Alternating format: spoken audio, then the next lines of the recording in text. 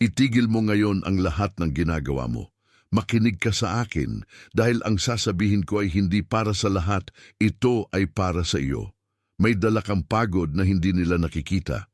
May bigat kang pinapasan na hindi mabigkas sa ordinaryong usapan dahil kapag sinabi mo ito ng tuwiran, parang walang sasalo sa tamang lugar. Kaya mas pinili mong tumahimik, kaya mas pinili mong magpatuloy. Kaya mas pinili mong ngumiti habang may bagay sa loob mo na unti-unting humihingi ng sagot. At ngayong gabi, hindi ka nandito ng aksidente. May sasabihin akong makikilala mo. May ipapakita akong matagal mo nang nararamdaman, ngunit hindi mo pa maipangalan. At sa dulo nito ay may deklarasyong tatama sa loob mo na parang matagal mo nang hinihintay na marinig. Manatili ka sa akin dahil hindi ito pangkalahatang salita. Ito ay para sa mismong landas mo. Bago tayo magpatuloy, gusto kong malinaw ang usapan sa pagitan natin. Makikilala mo ang mga palatandaang paulit-ulit nang dumadaan sa buhay mo at mauunawaan mo kung bakit hindi sila sumpa kundi kumpirmasyon. Makikita mo ang isang pattern na tahimik na humahawak sa iyong mga desisyon, sa iyong pagod at sa iyong pakiramdam na parang laging may hinahabol. At bago tayo matapos, may isang pahayag na ihaharap ko sa iyo na hindi lang para magbigay ng aliw, kundi para tawagin ka pabalik sa lugar na matagal mo nang nilalayuan. Dumating ang mensaheng ito sa iyo ngayong gabi na parang may itinakdang oras. Hindi dahil ikaw ay mas espesyal kaysa sa iba, kundi dahil may mga bagay na kailangan marinig sa tamang sandali at ang tamang sandali ay hindi kailanman maingay. Tahimik itong dumarating. Sa gitna ng pagod, sa gitna ng paghihintay, sa gitna ng mga araw na akala mo'y walang nangyayari, pero sa loob mo ay may dahan-dahang gumagalaw na hindi mo maipaliwanag. May mga senyales ng matagal nang nakapalibot sa iyo. Hindi mo ito inimbento, hindi mo ito pinilit. Napapansin mo lamang na may mga umaga na bigla kang nagigising sa parehong oras, parang may humihila sa iyo mula sa kailaliman ng pagtulog. May mga gabi na bigla kang tahimik at ang dating normal na ingay ng mundo ay parang malayo at walang saysay. May mga usapan na dati ay madali mong kinabibilangan, pero ngayon ay parang balat na lamang ng lumang buhay, walang laman, walang init, walang dating. At may mga sandaling hindi mo maipaliwanag kung bakit, pero nababago ang buo mong loob sa pagdaan ng isang ordinaryong araw. At may isa pang tanda na hindi mo maikakaila. Paulit-ulit ang ilang bilang, ilang oras, ilang sandali, ilang paglapit at pag-atras ng mga pangyayari. May mga pangalan, mensahe, alaala at biglang pagbangga ng mga detalye na tila sabay-sabay na humihingi ng pansin. Hindi ito kalituhan, hindi ito simpleng pagkabisi ng isip. May sinasabi ang mga ito sa paraan na tanging puso lamang ang marunong umunawa bago pa man ito maging malinaw sa isip. At marahil, ang pinakamasakit sa lahat, napapansin mo na ang ilang dating malapit sa iyo ay hindi na umaabot sa loob mong dating maabot nila. Hindi ito dahil naging malamig ka, hindi ito dahil naging matigas ka. Kung minsan, ang hindi na pagkakasya sa lumang kapaligiran ay hindi paglayo sa pag-ibig, kundi palatandaan na may mas malalim na totoo sa iyo na ayaw nang bumalik sa dating anyo. Kaya pakinggan mo ako ng dahan-dahan. Ang mga palatandaang ito ay hindi problema lamang. Ang pagod na dumarating ng walang malinaw na dahilan ay hindi laging pagkasira. Minsan ito ang katawan at kaluluwa na sabay na nagsasabing may inaayos sa loob. Ang paglayo ng loob sa mga dating usapan ay hindi palaging pagkawala. Minsan ito ay paglilinaw. Ang paulit-ulit na oras, ang paulit-ulit na bilang, ang paulit-ulit na kirot sa ilalim ng dibdib mo ay hindi simpleng istorbo. Maraming beses, ito ay kumpirmasyon na may binubuksang pinto sa iyo na hindi mo pa nabibigyan ng pangalan. Huminga ka muna ng maayos.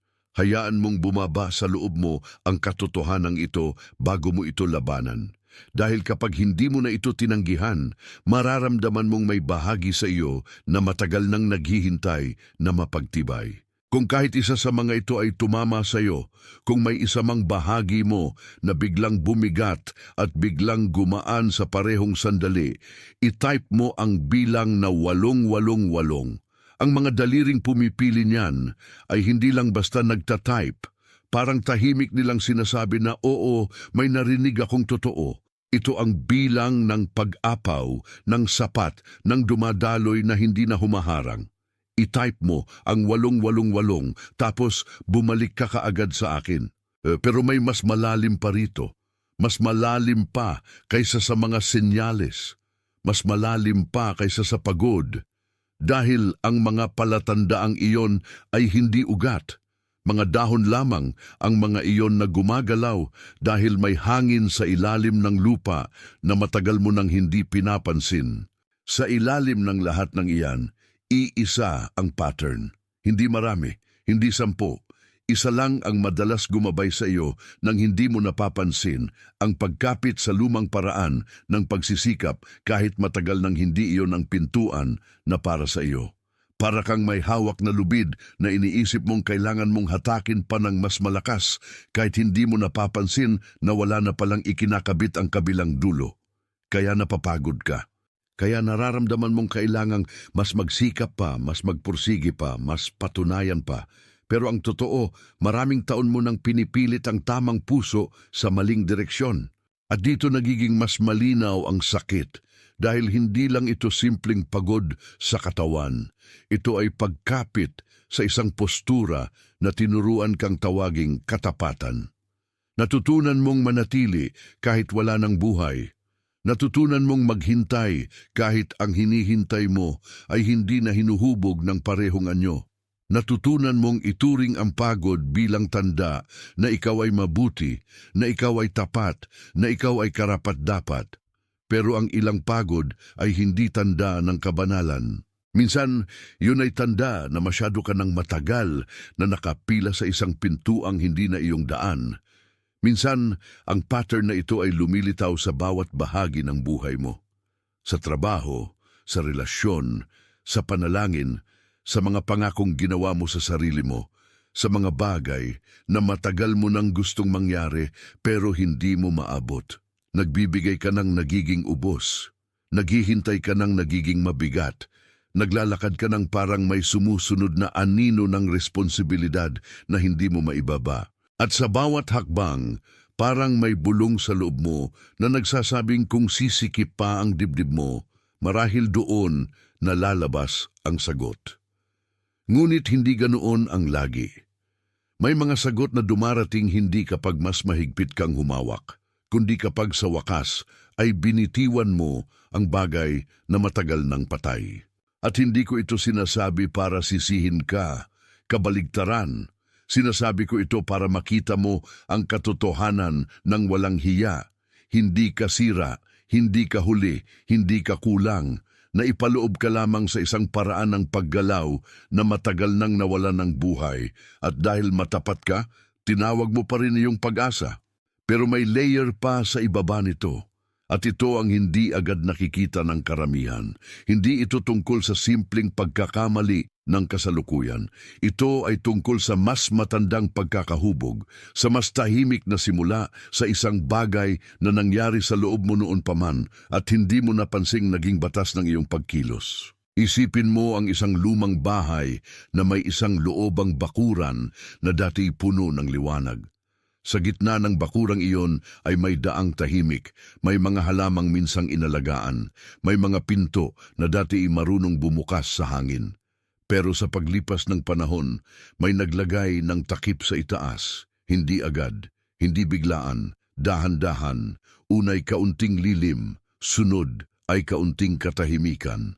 Hanggang sa ang bakurang dating, may araw ay naging isang lugar na natutunan ng lahat na huwag ng puntahan. At ikaw ang isang taong lumaki sa paligid noon, kaya ang naging likas mong galaw ay umiwas sa mismong gitna ng iyong sariling tahanan. Ganyang gumagana sa loob mo ang ilang bahagi ng iyong buhay. Hindi ka sinadyang pahinain. Hindi ka sinadyang patahimikin, ngunit may mga araw noong mas maaga pa, noong mas bata pa ang iyong damdamin na may mga puwersang nagturo sa iyo na huwag nang umasa sa liwanag ng sariling bakuran. Kaya natutunan mong maglakad sa gilid. Natutunan mong maging maingat. Natutunan mong pakapalan ang loob. Natutunan mong gawing proteksyon ang pag-iwas. At mula roon, ang iyong espiritu ay parang bakurang may natakpang araw.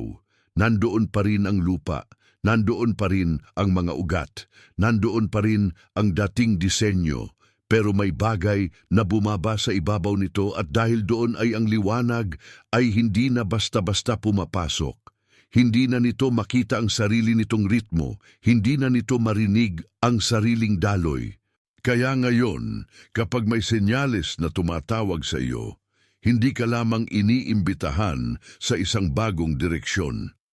Inaanyayahan kang balikan ang bakurang matagal nang nakatakip, ang bahagi mo na hindi namatay, kundi natabunan lamang. Marahil kaya ka nalulungkot sa paraang hindi mo maipaliwanag. Marahil kaya may mga panahong bigla kang naiiyak sa gitna ng payapang umaga. Marahil kaya may mga gabi na pakiramdam mo ay may kulang, kahit maayos naman sa panlabas. Ang kulang ay hindi ang buhay. Ang kulang ay ang liwanag sa loob ng lugar na matagal mong tinuruang huwag nang tingnan. At ang magandang balita ay ito, ang bakurang iyon ay hindi nawala. Naghihintay lamang itong mabuksan muli. Dahan-dahan mong mararamdaman na ang dati mong kinatatakutan ay hindi talaga ang liwanag. Ang kinatatakutan mo ay ang bigat ng pagbabalik. Dahil kapag bumalik ang liwanag, kailangan mong makita kung ano ang totoo. Kailangan mong aminin kung gaano katagal kang namuhay sa gilid. Kailangan mong tanggapin na may sarili kang tahanan sa loob na matagal mo nang hindi pinapasukan. At totoo, minsan mas madali ang manatili sa anino kaysa humarap sa lugar na tumatawag sa iyo pabalik. Huminga ka ulit ng mabagal. Hayaan mong maramdaman ng katawan mo ang ginagawa ng mga salitang ito. Dahil kung ang bakurang ito ay tumama sa iyo, hindi lang ito ideya, ito ay alaala. Kung ang bakurang iyon ay biglang naging malinaw sa loob mo, kung nakita mo sa isip mo ang takip na dahan-dahang umaangat, i-type mo ang mga salitang nakikita ko ito. Huwag mo itong i-type bilang paghiling. I-type mo ito bilang pagkilala. Hayaan mong ang pagkilala ay manatili sa lugar na pinasukan nito ngayon. I-type mo, tapos bumalik ka kaagad sa akin. At dito tayo papasok sa pagbabalik. Dahil ang sagot sa iyo ay hindi listahan ng mga bagay na kailangan mong dagdagan. Hindi ito mas mahabang pagpupunyagi. Hindi ito mas matinding pilit. Ang sagot ay pagbabalik. Pagbalik sa bakurang may liwanag. Pagbalik sa pintuang matagal nang naghihintay. Pagbalik sa daloy na hindi mo kailangang likhain mula sa wala dahil matagal na itong nakahimlay sa iyo. Hindi mo kailangang patunayan muli na ikaw ay karapat-dapat sa pagdating ng liwanag. Hindi mo kailangang magtayo ng bagong sarili para lang makapasok sa lugar na para sa iyo mula pa sa simula. Ang kailangan mo ay pahintulutan ang sarili mong maalala. Pahintulutan ang sarili mong huminto sa pag-akto na para bang ikaw ang may kailangang magbukas sa lahat ng pinto. May ilang pinto na hindi ibinubukas ng puwersa. Nabubuksan ang mga iyon ng pagkilala. Nabubuksan ang mga iyon ng katahimikan. Nabubuksan ang mga iyon ng pagbitiw sa lumang paraan ng paghawak. Kaya may dalawang simpleng paglalapat lamang akong ibinibigay sa iyo at hindi ito para maging pasanin. Ito ay mga tanda ng pagbalik. Ang una ay tinatawag kong bukang liwayway na pagsuko. Bago ka magsimulang magpumilit sa araw, sandali kang tumigil at sabihin mo sa loob mo na hindi mo kailangan habulin ang liwanag.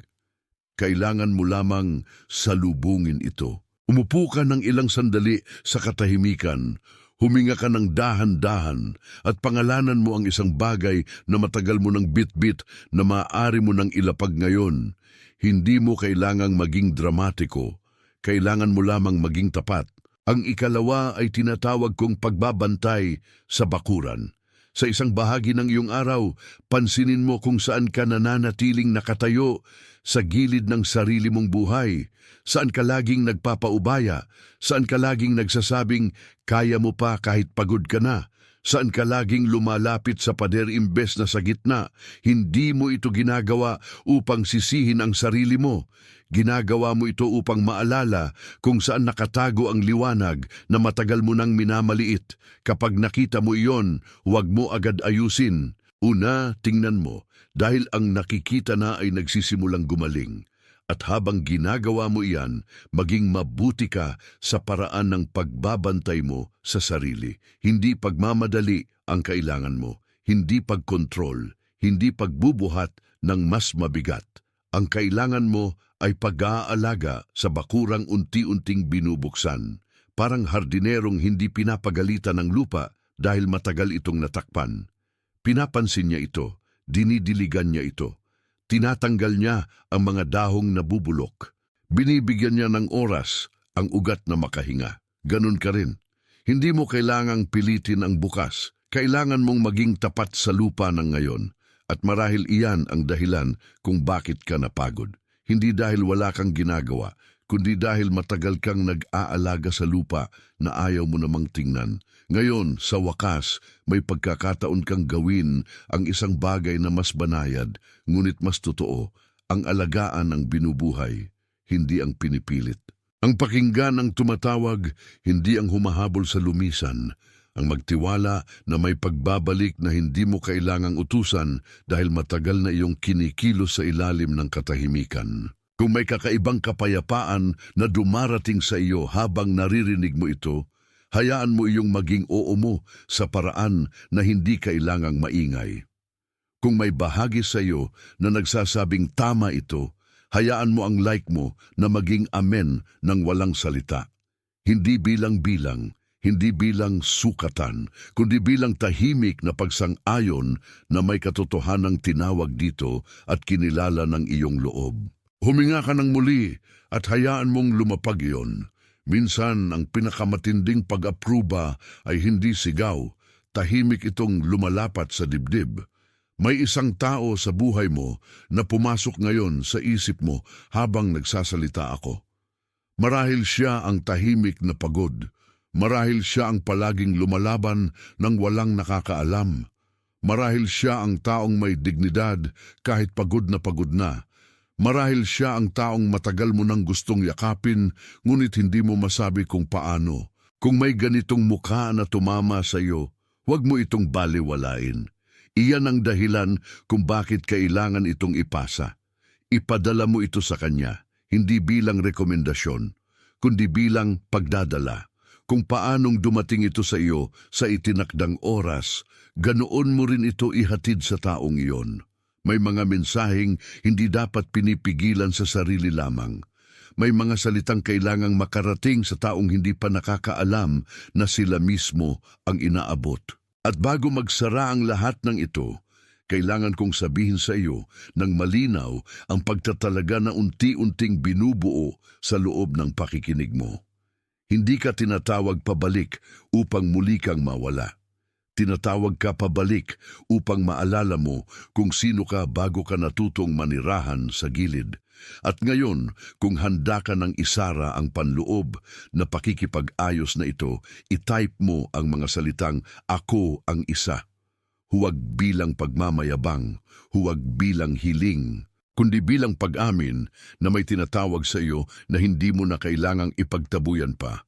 I-type mo ito ng dahan-dahan at hayaan mong ang iyong mga daliri ay gawin ang matagal ng ginagawa ng iyong espiritu sa lihim. Ikaw ay kinikilala. Ikaw ay tinatawag. Ikaw ay ibinabalik sa liwanag na hindi ka kailanman itinakwil. Ikaw ay hindi nakalimutan. Ikaw ay hindi nasira. Ikaw ay hindi huli sa biyayang para sa iyo. Ikaw ay binubuksan. Ikaw ay inaakay. Ikaw ay pinauwi sa lugar na matagal mo nang kinalimutan ngunit hindi ka kailanman nawala roon. Sa sandaling ito, sa lahat ng dako ng mundo, may mga pusong tumatanggap ng parehong pagkilala. May mga taong tahimik na umiiyak. May mga taong biglang nababawasan ng bigat. May mga taong hindi pa maipaliwanag ang nangyayari pero alam nilang may bumubukas.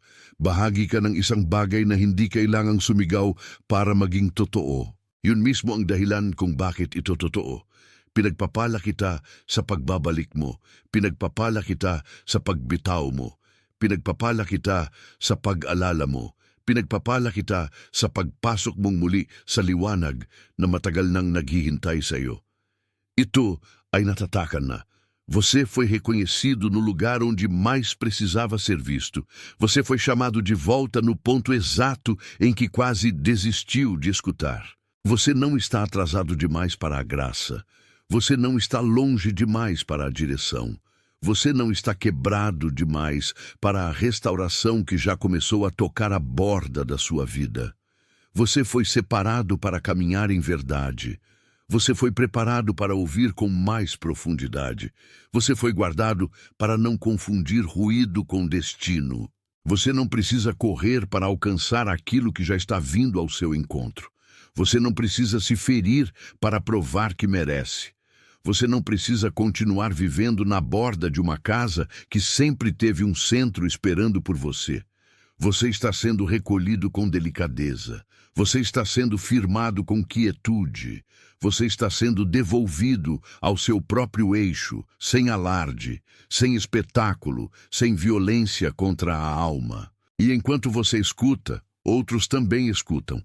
Neste mesmo instante, em muitos lugares do mundo, há corações recebendo a mesma lembrança, a mesma correção suave, a mesma confirmação silenciosa de que não estão perdidos no escuro. Você não está sozinho nessa escuta. Você não está isolado nessa travessia. Você faz parte de um chamado que não faz barulho para existir, e ainda assim é real. Você é confirmado. Você é sustentado. Você é conduzido, você é guardado, você é despertado, você é trazido para perto do centro que nunca deixou de ser seu. Você é lembrado, você é selado, você é de volta ao lugar certo, você é o que foi chamado de volta, você é o que não se perdeu. Você é o que está pronto para parar de lutar contra a própria luz. Você foi tocado, você foi nomeado, você foi reafirmado. Você foi chamado para permanecer, não para implorar. Você foi chamado para receber, não para se consumir. Você foi chamado para atravessar com paz, não com medo. Agora, deixa a verdade assentar onde o cansaço morava. Deixa a luz ocupar o espaço que a pressão ocupava. Deixa a paz fazer o trabalho que a ansiedade tentou fazer sozinha. Agora, deixa o que é teu te encontrar. Deixa o que é vivo crescer sem ser sufocado. Deixa o que é santo repousar sem precisar se defender. Agora, volta a respirar como alguém que já foi ouvido. Volta a andar como alguém que já não precisa se justificar. Volta a ficar em pé como alguém que foi visto até o fundo. Neste momento, em todo lugar, há pessoas recebendo esta mesma confirmação em silêncio. Há pessoas chorando sem saber exatamente por quê. Há pessoas sentindo que uma porta interior acabou de destrancar. Há pessoas percebendo que o atraso que temiam era, na verdade, uma preparação que elas não entenderam a tempo. E é por isso que esta palavra chegou até você agora, não para te apressar, não para te empurrar, não para te acusar, mas para te devolver a uma certeza que o medo tentou cobrir. Você pertence à luz que te chama. Você pertence à paz que te reencontra. Você pertence ao caminho que já começou a se abrir de dentro para fora. Permaneça suave, permaneça atento, permaneça fiel ao que foi despertado em você. Não recue para o lugar onde você se diminui. Não troque o centro pela margem. Não aceite como identidade aquilo que era apenas uma estação de passagem. O que foi coberto começa a respirar. O que foi silencioso começa a falar. O que foi disperso começa a reunir-se. E você, que ouviu até aqui, não saiu do mesmo lugar por acaso. Alguma coisa em você já respondeu antes mesmo de sua mente terminar de entender. Você foi acolhido. Você foi reposicionado. Você foi conduzido de volta ao que permanece quando tudo o resto cai. Você não precisa se provar para continuar sendo chamado. Você não precisa se perder para merecer cuidado. Você não precisa permanecer atrasado para justificar a dor que carregou. Você pode soltar agora. Pode soltar sem culpa. Pode soltar sem medo.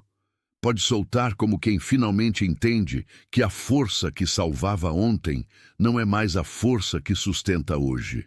Respira mais uma vez e deixa isso entrar fundo. Não existe vergonha em voltar, não existe fraqueza em receber, não existe atraso quando o tempo certo abre a porta. Você foi visto antes da sua fala, você foi ouvido antes do seu pedido. Você foi sustentado antes da sua consciência alcançar o que já acontecia. Se esta palavra encontrou você no ponto exato onde o coração estava cansado, recebe-a como um selo sobre a sua noite, como um manto sobre a sua jornada, como uma mão firme sobre aquilo que ainda tremia. Você é confirmado. Você é chamado. Você é conduzido para casa. Hoje você não termina em falta. Você termina em alinhamento. Você não termina em confusão. Você termina em verdade. Você não termina em atraso. Você termina em retorno. E o retorno é santo. Agora, em toda parte, a gente sendo recolhida pela mesma presença suave, pelo mesmo aviso silencioso, pela mesma graça que não faz alarde para agir. A vida sendo tocada sem anúncio. Há lágrimas sendo transformadas em entendimento. Há corações que estavam fechados, começando a respirar outra vez. Você não esteve fora do alcance. Você esteve sendo preparado para reconhecer a mão que nunca o soltou. Você está no lugar certo para ouvir isto. Você está na hora certa para receber isto. Você está exatamente onde precisava estar para saber que não acabou para você. Você está chegando ao centro, você está chegando ao descanso, você está chegando ao nome que o medo não conseguiu apagar. Está selado, você foi confirmado naquilo que ninguém via, você foi sustentado no ponto em que quase acreditou que estava sozinho demais para continuar. Você não está tarde demais para o que é teu, você não está longe demais para a mão que te chama. Você não está fora do alcance daquilo que já começou a descer sobre a sua vida. Você foi separado para permanecer. Você foi guardado para reconhecer a verdade. Você foi preparado para não aceitar como destino aquilo que era apenas um corredor de passagem. Você não precisa acelerar para merecer. Você não precisa se apertar para caber. Você não precisa se ferir para provar que ainda sente. Você pode soltar agora. Você pode respirar sem culpa. Você pode deixar a paz fazer o que a força nunca conseguiu fazer sozinha. Você está sendo recolhido com ternura. Você está sendo alinhado em silêncio. Você está sendo trazido de volta ao centro que sempre esteve esperando por você. Você não foi esquecido. Você não foi descartado. Você não foi deixado para trás. Você foi visto antes da sua explicação. Você foi ouvido antes da sua justificativa. Você foi alcançado antes mesmo de terminar a frase que vinha carregando por dentro. E enquanto isso acontece em você, acontece também em muitos outros lugares. Neste mesmo instante, ao redor do mundo, há pessoas recebendo a mesma confirmação suave, o mesmo ajuste interior, a mesma lembrança de que a escuridão não tem a palavra final. Você faz parte de uma obra que não precisa se anunciar para ser real. Você faz parte de um movimento que não depende de barulho para existir. Você faz parte de uma presença que se reconhece na quietude. Você é guardado. Você é firmado, você é conduzido, você é chamado de volta, você é trazido para perto, você é devolvido à luz sem ter de implorar por ela. Agora deixa a última resistência cair, deixa a antiga urgência perder o peso, deixa a fadiga sair do lugar onde se tornou identidade. Agora deixa o que é vivo em você respirar outra vez. Deixa o que foi sufocado recuperar a voz. Deixa o que foi coberto começar a se mover. Agora recebe sem medo o que está chegando. Recebe sem pressa o que já foi preparado. Recebe sem dúvida o que sempre soube o seu nome. Você não terminou em perda. Você terminou em retorno. Você não terminou em atraso. Você terminou em reconhecimento. Você não terminou em falta. Você terminou em encaixe. E esse encaixe é santo. Você não precisa mais andar como quem pede licença para existir. Você não precisa continuar preso ao modo antigo de sobreviver. Você não precisa chamar de fé aquilo que já virou cansaço. Você foi tocado no fundo. Você foi reposicionado com delicadeza. Você foi lembrado do seu lugar. Se esta palavra encontrou o ponto exato da sua noite, deixa que ela permaneça aí sem resistência, como uma mão sobre o peito, como um manto sobre os ombros, como a confirmação de que o seu caminho não foi interrompido. Você é confirmado. Você é conduzido. Você é levado para casa. Você não precisa provar a sua fome para receber o pão. Você não precisa provar a sua sede para encontrar a água. Você não precisa provar a sua dor para merecer descanso. Você pode descansar agora. Pode descansar sem culpa. Pode descansar sem medo de ficar para trás. Você pode descansar porque a porta não depende mais da sua força. Você pode descansar porque a luz não depende mais da sua pressa. Você pode descansar porque o que é teu sabe como te encontrar. Há um nome novo se formando no silêncio ao seu redor. Há uma paz nova encostando no limite do seu pensamento. Há uma coragem nova subindo, não como ruído, mas como raiz. Você não está sendo empurrado, você está sendo chamado, você não está sendo cobrado, você está sendo selado, você não está sendo testado para falhar, você está sendo trazido para ver com clareza. Respira fundo, deixa isso entrar, deixa isso descer até o lugar mais cansado do seu coração. Se você sentiu essa confirmação, deixa o seu like ser o seu amém sem palavras. Não como medida, não como número, apenas como acordo silencioso de que o que foi nomeado aqui foi nomeado com verdade. E agora